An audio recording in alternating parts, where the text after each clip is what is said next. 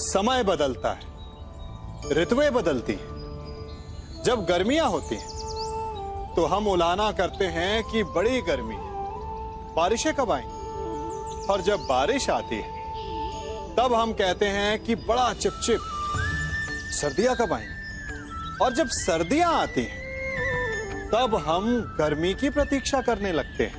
और इसी कारण हम किसी भी ऋतु का आनंद नहीं उठा पाते।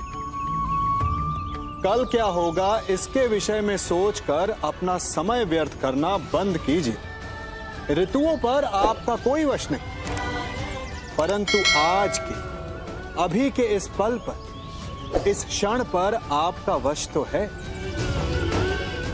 उसे जीना सीखिए, उसका आनंद उठाना सीखिए।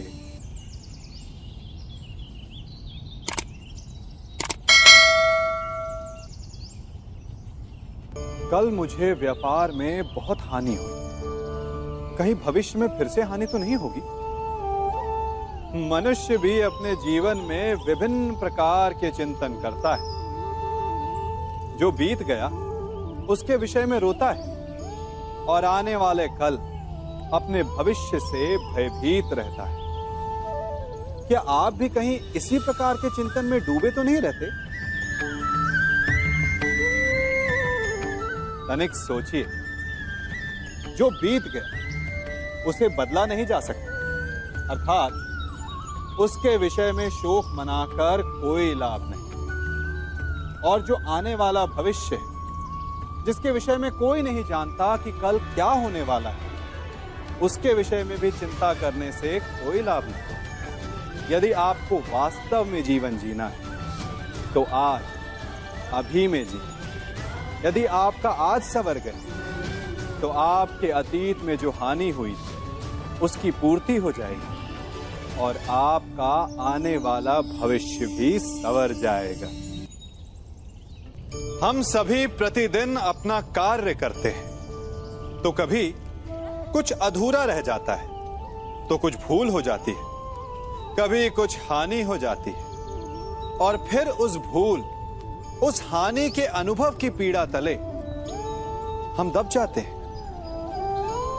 अब आप लोग कहेंगे कि ऐसा होना तो स्वाभाविक है। यदि ऐसा है तो तनिक सूर्य की ओर देखिए।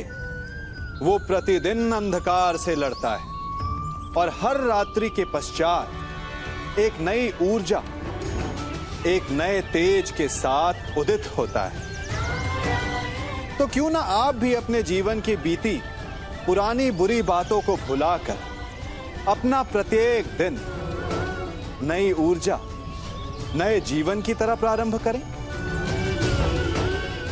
विश्वास कीजिए, आपका जीवन सरल हो जाएगा और आनंददायी भी।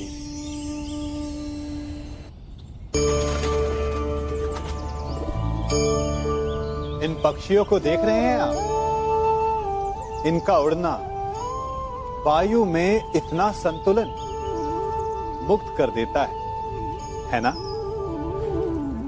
इन्हें उड़ते देख आपके मन में भी इच्छा होती होगी कि इन्हीं की भांति आप भी स्वतंत्रता से उड़ पाएं। ईर्ष्या होती है ना, जब आप इन्हें खुले आकाश में ऐसे विचरण करते देखते हैं। पर कभी सोचा है, इस उड़ान को, इस स्वतंत्रता को पाने के लिए कितना परिश्रम, कितना अभ्यास किया होगा इन्होंने? आकाश में उड़ने से पूर्व धरती पर कितना गहन परिश्रम किया होगा इन्होंने।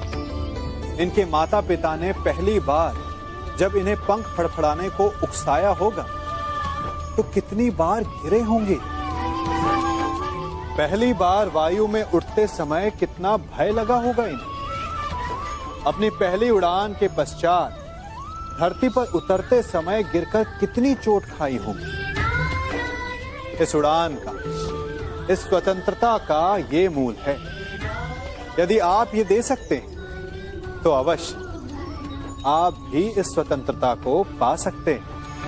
इन पक्षियों की भांति ही अपने चारों ओर जब भी आप किसी सफल मनुष्य को देखें तो उससे ईर्ष्या ना करें, उसके परिश्रम और पीड़ा को समझने का प्रयास करें जो उसने यहां तक पहुंचने में पाई है। प्रेरणा लें, प्रयास करें और स्वयं भी सफल हो जाएं।